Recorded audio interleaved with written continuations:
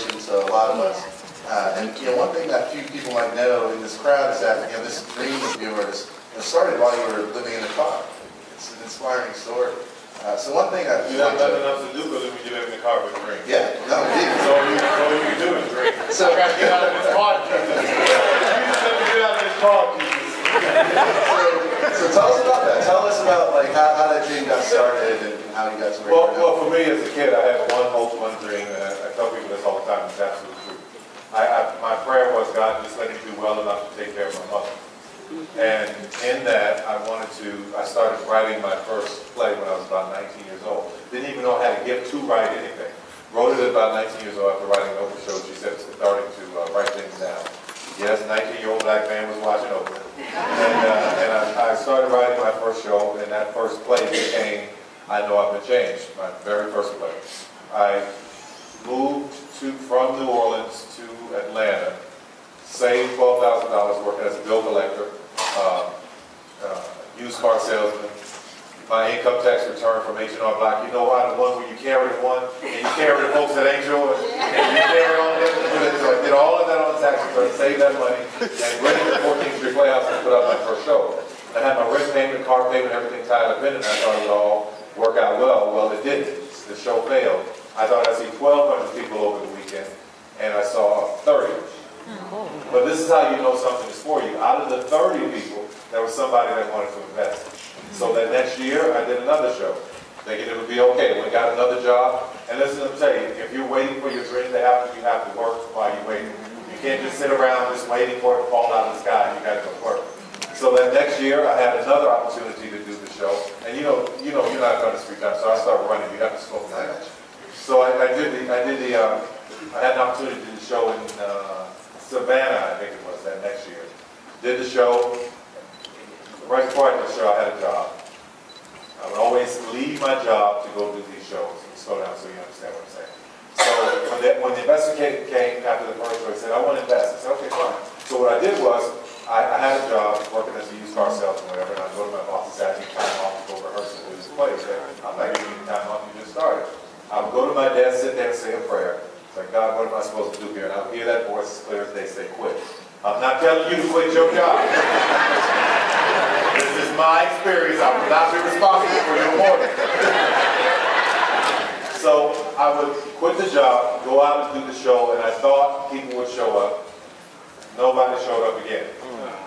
Didn't make any money. I did this year after year after year for 7 years in a row. Each time growing, each time falling apart, each time going to my desk and praying, each time asking God, is this going to be all right? Each time this happened, each time I failed. But every time there was always somebody who wanted to invest or encourage me. This is how you know something's for you to do. There's always somebody who will come along and light a spark, or drop a passion, get you moving again, or kindle flame for you. So I did that from 1992 until 1998. I had an opportunity to do the show again. By this time I had given up. I was going to go get a good job, like my mother said. My mother said, get you a good job at the phone company. Ain't nothing wrong with the phone company. My mother wanted me to make $300 or $400 a week and have some benefits. That was her dream for me. She thought, because my mother was a simple woman from Louisiana, country town. That was the big dream. If you can go to the big city and get you some benefits and a 401k, what? But her vision for me was not my vision. It was not the vision that God had for me, so I had to follow my own path.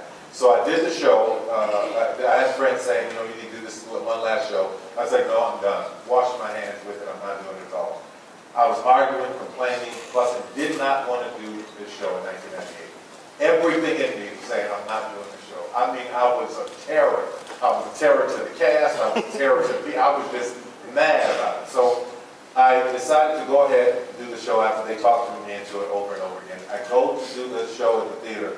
It was a church that they had turned into the House of Blues. I walk in, and they had put all this, they called it folk art. I thought they had desecrated the church. I'm from the country. Oh, shabba-dabba-dabba. This is evil. This is wicked. Y'all going to hell. Everybody going to fire. So I come in the next day, and I say, no, I'm not doing it. They said, well, come back. House of Blues is moving on, so come back to that. I come back, everything was going out of place. I still say, I'm not doing it, I'm not doing it. Finally, finally my friend said, listen, we put the money up together. So I do the show, and this is about 30 minutes before the show is supposed to open. And I'm sitting back in the dressing room, about to get dressed as old man Joe, and the heat goes out in the place. And it is March 12, 1998. It's freezing in Atlanta, as cold as it gets in Chicago. That's really tough for Atlanta. So I'm sitting there and I'm complaining and I'm murmuring, just like, I don't know why I'm doing this. I'm 28 at the time.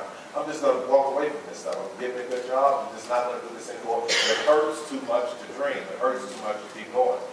So as I'm sitting there, I hear the voice of God say, you don't tell me when it's over. I tell you when it's over. Get up and look out the window. I got up and looked out the window. My hand to God, as sure as you're sitting here, there was a line around the corner trying to get the place.